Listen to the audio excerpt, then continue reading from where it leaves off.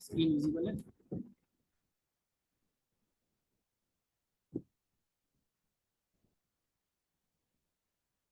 साक्षी, visible है screen? Visible है? Voice आ रही है इसमें? वॉइस आ रही है? आयशा हो गया? किसी और के साथ आ जाओ, सिमरन के साथ आ जाओ।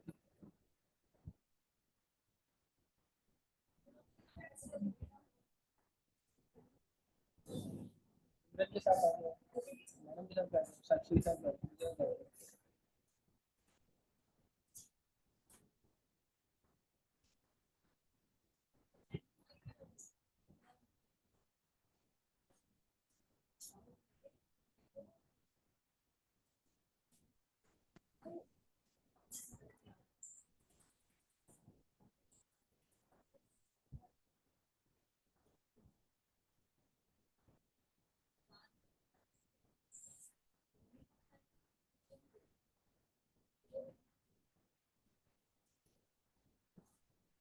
करूँ स्टार्ट करूँ?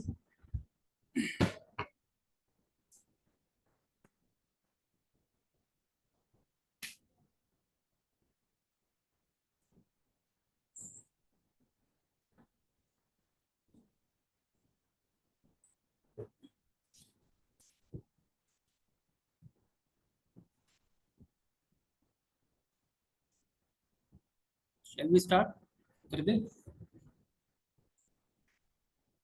ये ये जैसे O2D FMS है, साक्षी, आयशा और ज्योत्सना जी से अवेयर है, बट अभी सिमरन को नहीं पता कि O2D है क्या। O2D है ऑर्डर टू डिलीवरी, मतलब वो प्रोसेस जो ऑर्डर से लेके डिलीवरी के बीच का प्रोसेस है, उसे हम O2D FMS कहते हैं। मैं आपको ये बता रहा हूँ कि इसको फॉलो कैसे करना है, ये FMS फॉलो होगा कैसे। तो अगर कोई ऑर्डर आया, सबसे पहले यहाँ पे हम ऑर्डर फॉर्म फिल करेंगे। दिख रहा है सबको? ठीक है, यहाँ पे क्लिक करेंगे लिंक को। यहाँ क्लाइंट नेम हम ट्रायल कर लेंगे, ट्रायल 3 करके डाल देंगे, मोबाइल नंबर डाल देंगे, यहाँ पे एड्रेस डाल देंगे, सपोज मुंबई का डाल देते हैं। अब यहाँ पे प्रोडक्ट ऐड कर देते हैं, पहले ऐड कर देते हैं हम यहाँ पे ट्यूब स्टैंडी, ठीक है।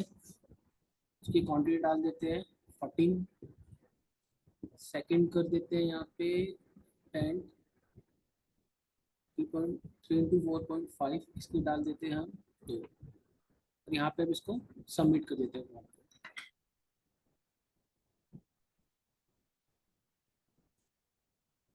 जब हम वापस O2D पे जाएंगे तो एंट्री रिफ्लेक्ट हो जाएगी, थोड़ा टाइम टेकिंग है क्योंकि काफ़ी हैवी है।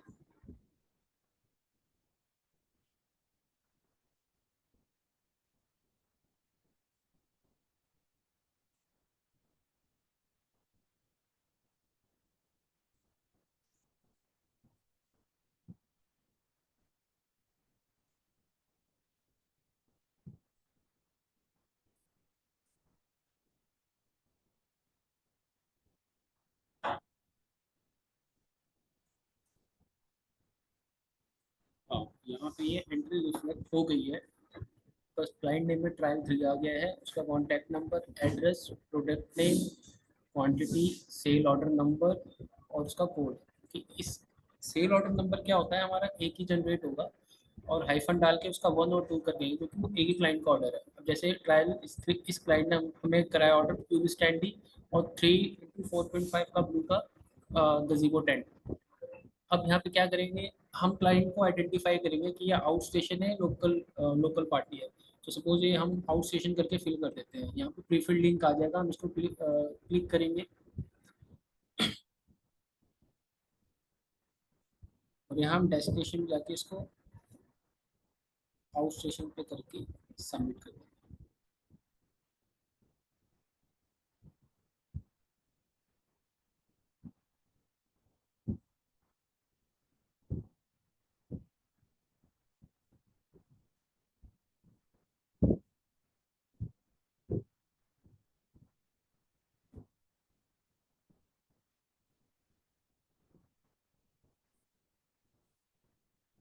यहाँ पे आउट स्टेशन रिफ्लेक्ट हो गया है।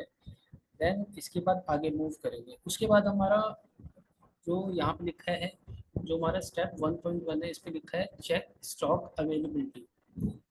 अब इसमें हमने ऑटोमेशन कर रखा है, यहाँ पे जो स्टॉक अवेलेबल होगा उसके स्टेटस में यहाँ पे यस आ जाएगा, ठीक है। और जो स्टॉक अवेलेबल नहीं है नो आ जाएगा। जैसे कि क्यूबी स्टैंडी अवेलेबल है तो यहाँ स्टेटस में यस आ गया है, और टेंट 3 into 4.5 का ब्लू अवेलेबल नहीं है हमारे स्टॉक में, तो यहाँ पे नो आ गया, ठीक है। अब इसके बाद सेकेंड स्टेप, यहाँ पे नीरज का आ गया कि वो प्रोडक्शन करेगा, इसकी करेगा 3 into 4.5 ब्लू की। और जब ये प्रोडक्शन होगी, जब यहाँ पे यस लिखेंगे, तो सपोज की प्रोडक्शन होगी, यहाँ पे यस किया,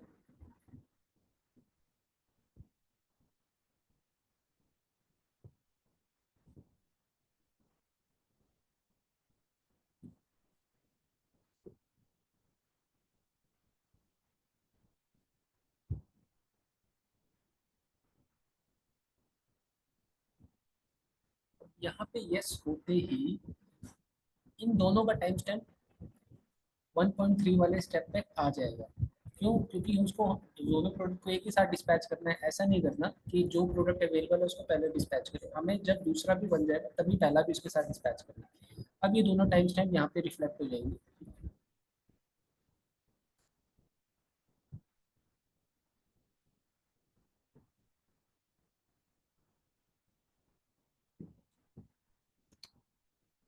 ऑप्शन थोड़े हैवी है इसलिए यहाँ पे थोड़ा टाइम लग रहा है।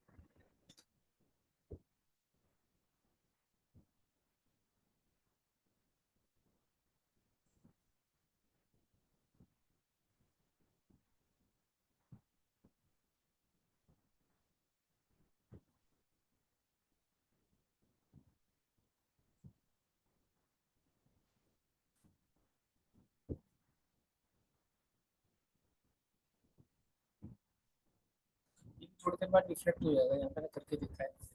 तो हम इसको यस कर देते हैं, ये दोनों बिल्कुल दोनों बन चुके हैं यहाँ पे।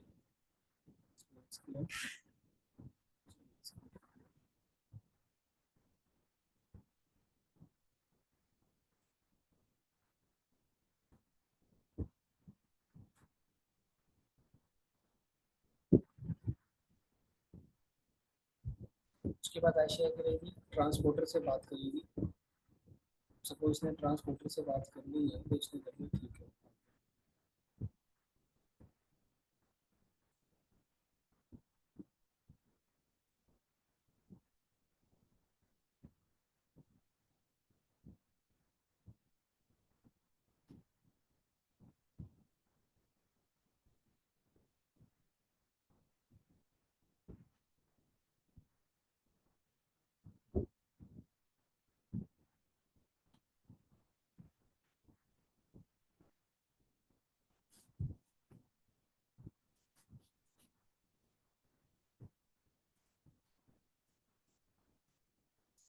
देन ये अब हमारा मटेरियल बन चुका है, ट्रांसपोर्टर से बात भी हुई है। देन हम इसको क्वांटिटी डिस्पैच फॉर्म फिल कर देंगे। ओके, सिविल ऑर्डर क्या था यहाँ पे देख लेते हैं। 176 था।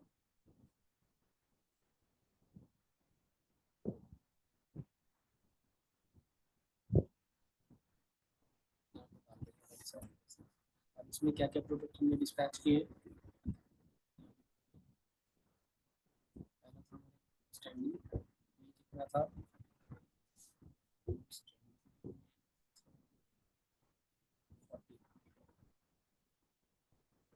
क्वांटिटी भी फिल करने को 40 प्रोडक्ट एक और सा हमारे साथ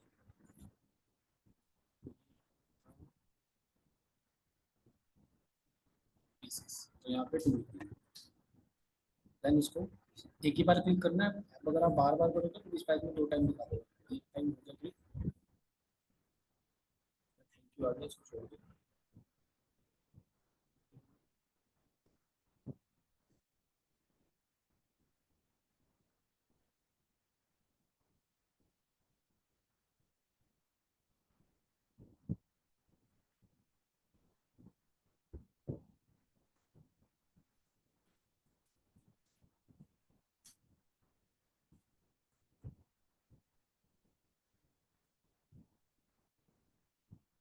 ये डिस्पैच दिखा दिया। अब यहाँ पे बिल नंबर हम मेंशन कर देंगे, किस जो डिस्पैच हुआ है वो किस बिल नंबर के अगेंस्ट में हुआ है। सपोज 542 डाल देते हैं। Then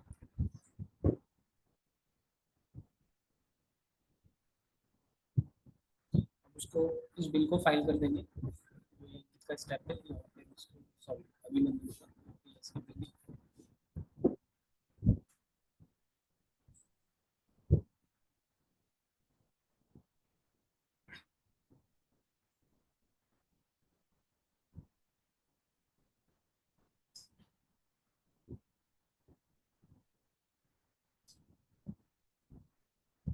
तो ये कंप्लीट हो चुका है प्रोसेस इस ऑर्डर की रिगार्डिंग। अब नेक्स्ट है हमारा सीआरएम। सीआरएम की स्क्रीन विजिबल है आपको?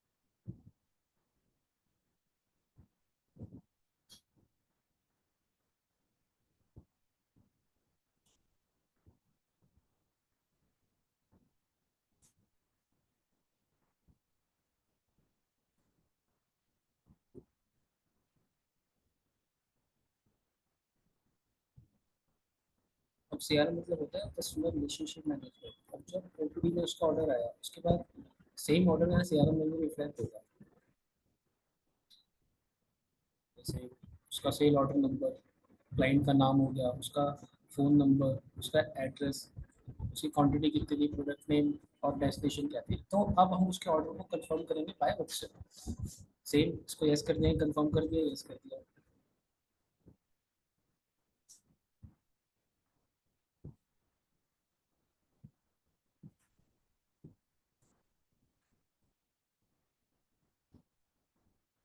अब उसको हम उसकी एस्टिमेटेड जो डिलीवरी डेट है वो बता देंगे, बता दिया, व्हाट्सअप कर देंगे। तो व्हाट्सअप करने के बाद हम उसे यस कर देंगे।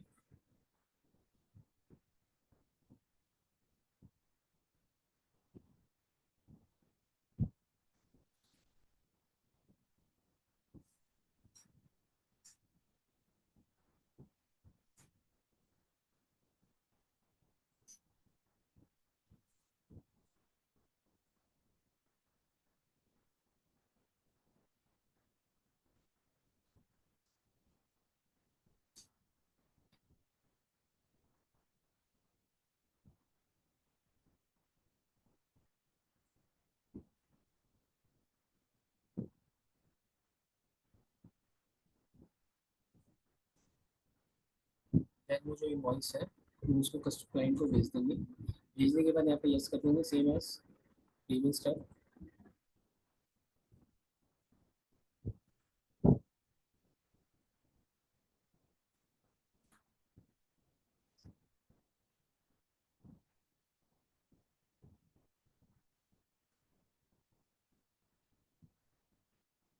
अब जो 2.4 है इसमें क्या है, send bill to outstation party.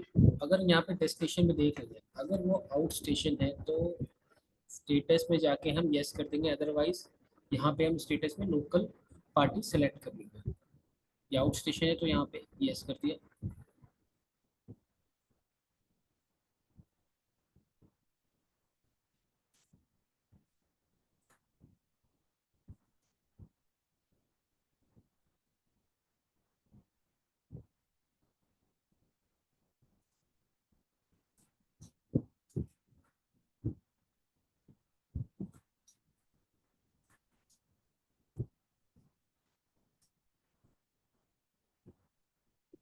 देखो, एक मिनट, मेरा क्वेश्चन है। अब जैसे जब हमने O2D में जब ऑर्डर लगाया तो वो आउट स्टेशन था, तो अगर वो इन दिल्ली ही है तो फिर वहाँ पे हम क्या सिलेक्ट करेंगे? यहाँ पे ऑलरेडी O2D में जब था, कौन से स्टेप स्टेप पे? जब हम लोगों ने ऑर्डर फिल किया, हम्म, है ना, डेस्टिनेशन में, यहाँ पे हमने आउट स्टेशन फिल किया क्योंकि आउट ऑफ दिल्ली का ऑर्डर था। और अगर दिल्ली का ही है तो यहाँ पे हम लोग क्या सिलेक्ट करेंगे तो? लोकल करेंगे। यहाँ पे दो ऑप्शन है ना, मैं दिखा दूँ।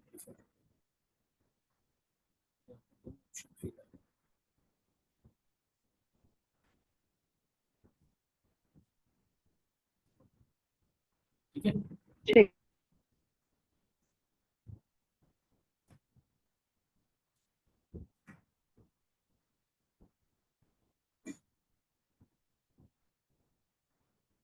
अब ये जो हमारा 2.5 स्टेप है, ये इन्फॉर्म क्लाइंट अबाउट ETA।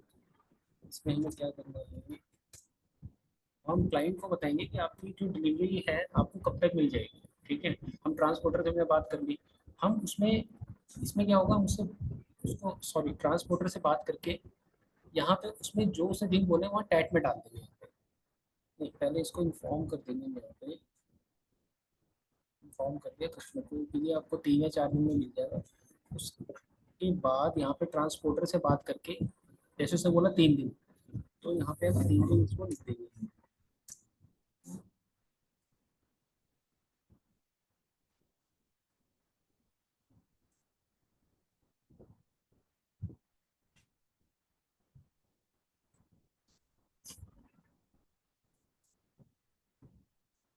ये जो एक्चुअल में टाइम है यहाँ 2 सितंबर का दिखा रहा है। ठीक है, अब 2 में हमने ये टैग जो हमने ट्रांसपोर्टर से बात की थी कि उसने बोला कि 3 दिन बाद पहुंच जाएगा, 3 और 2 हो गए 5, 5 पर हम इसमें 2 दिन और ऐड करेंगे।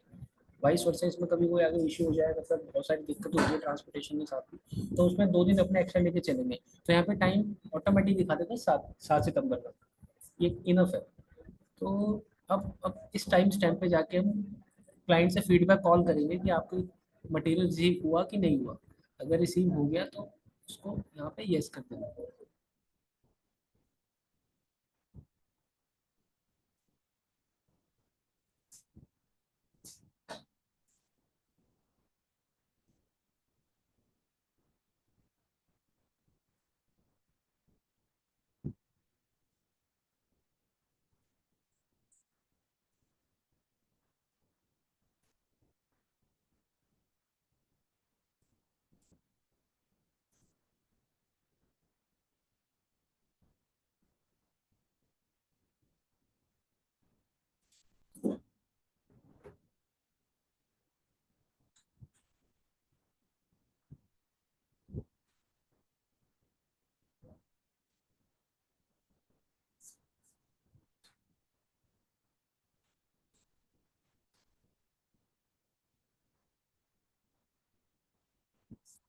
ये हमारा जो CRM प्रोसेस है वहाँ पे फुलफिल हो चुका है। अब आते हैं कलेक्शन।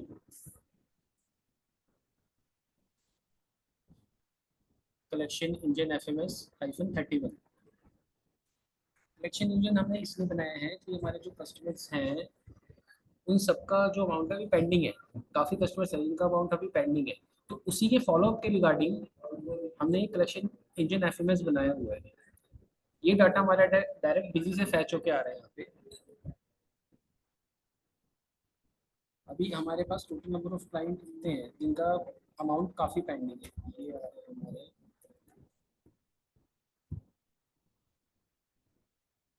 73। इस FMS में क्या है, जिनका जिनका अमाउंट पेंडिंग होगा वो यहाँ पेंडिंग अमाउंट में शो होगा, और जैसे जीरो होगा तो ऑटोमेटिक ये वाली जो रो है, इसको रो बोलते हैं, ये जो रो है मैं हाईलाइट करता हूँ, ये रो यहाँ से ऑटोमेटिक डिलीट हो जाएगी। अभी जैसे जिनका अमाउंट यहाँ पे शो कर रहा है डिजिट में 407384 20,310 28,912, ये अगर जीरो होते ही यहाँ पे वो डिलीट हो जाएगी, ऑटोमेटिकली डिलीट हो जाएगी। हमने फंक्शन ऐसा डाल रखा है। अभी आपको सिर्फ लाइव एग्जांपल दिखाता हूँ। यहाँ पे एक कस्टमर अभी शो कर रहा था, मे बी उसका जो अमाउंट है वो जीरो हो गया, तो यहाँ से ऑटोमेटिक वो हट चुका है, उसका टाइम स्टैम्प यहाँ पे रह गया। इसके अंदर हमें करना क्या है, इस FMS के अंदर यहाँ पे जो भी प्लान डेट आएगी उसको हमें जो उसका लेजर है वो व्हाट्सअप करना है 31.1 में। जैसे सपोज ये हमारा एक कस्टमर है संतोष ट्रेडिंग कंपनी, इसका अमाउंट है 3,840। हम इसको व्हाट्सअप कर देंगे, या काफ़ी पुराने डेट्स आ रही इनकी, इनको व्हाट्सअप कर देंगे हम पहले तो। यहाँ कर देंगे यस, सेम। यस करने के बाद अब फिर उसको फॉलो अप लेंगे कॉल पे कि सर हमने आपको लेजर व्हाट्सअप कर दिया, तो आप पेमेंट कब तक करोगे। वो बोलता है जी आपको 2 दिन बाद कर देंगे। तो यहाँ पे डेटा लीड टाइम हमने बना रखा है, आप उसमें डाल दोगे।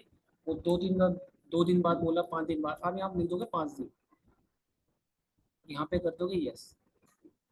तो जो अगला टाइम स्टैम्प आएगा वो 5 डेज ऐड होके आएगा।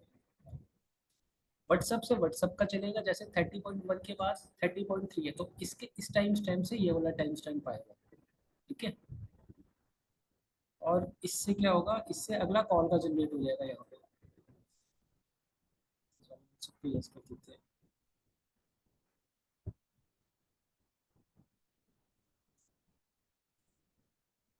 बोलो बोलो।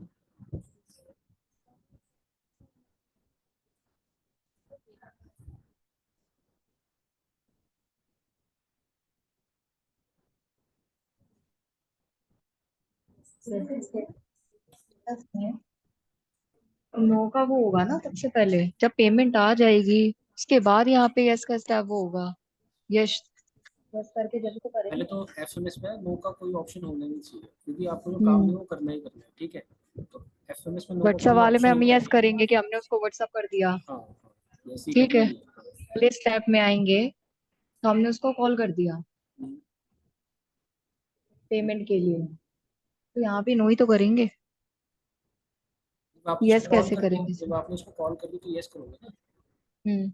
क्योंकि मैसेज लेजर भेज दिया हमने उसको, देन वो देखेगा, वो देख के पेमेंट करेगा वो।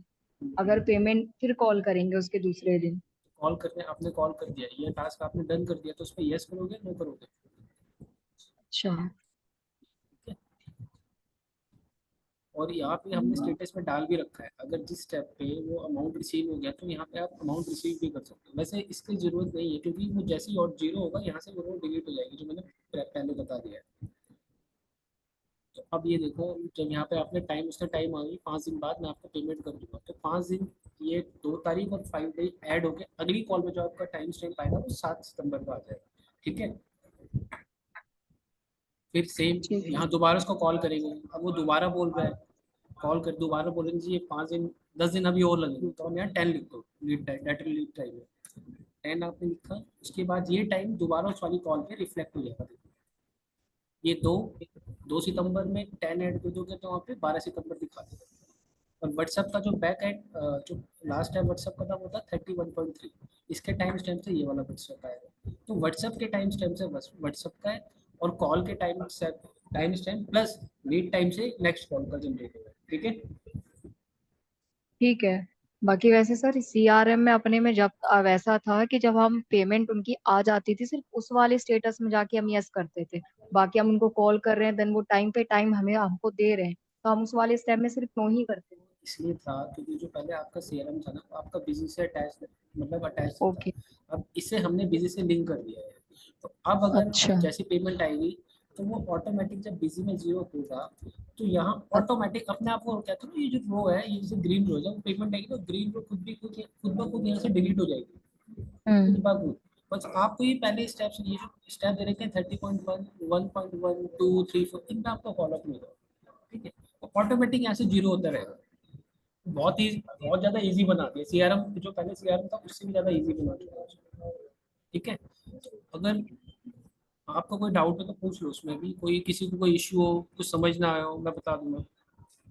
नहीं नहीं, बस मेरा तो इसी में यही डाउट था। साक्षी, कोई इशू है आपको, क्योंकि आप भी, आपको ही हैंडल करना बाद में, कोई दिक्कत हो।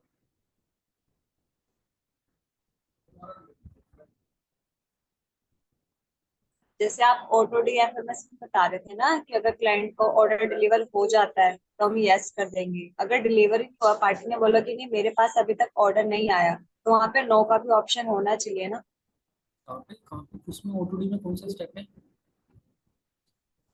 नहीं, ऑटो डी नहीं, एक आपने एफएमएस अभी बताया था ना, जिसमें क्लाइंट से हम कंफर्म करेंगे कि उनको ऑर्डर रिसीव हो गया या नहीं हुआ है।